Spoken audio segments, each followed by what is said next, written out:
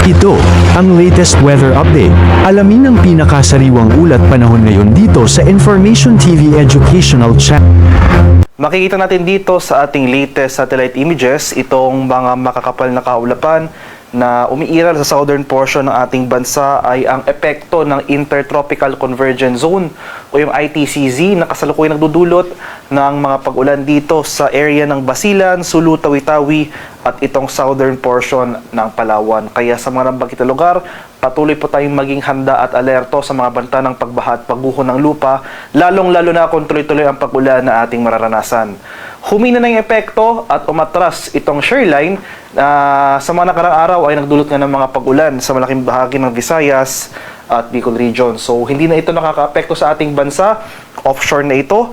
So yung major weather system na umiiral sa malaking bahagi ng Visayas, Mindanao, and most of southern Luzon ay yung easterlies o yung mainit na hangin galing sa Karakatang Pasipiko.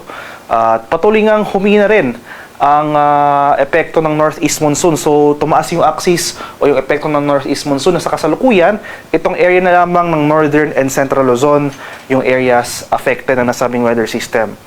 So buong bansa, excluding itong ang southern portion ng Palawan at Basilan, Sulu, Tawi-Tawi area, ay makakaranas ng maaliwalas sa panahon. May chance pa rin tayo ng mga light rain sa Pag-ambon sa Metro Manila and the rest of northern and central Luzon. Samantala, chance naman ng thunderstorms ang mararanasan dito sa southern Luzon, Visayas at sa Mindanao. Sa kasalukuyan, wala pa naman tayong binabanteng low pressure area o namang sama ng panahon sa loob at labas ng ating PAR na maaring maging bagyo sa mga susunod na araw.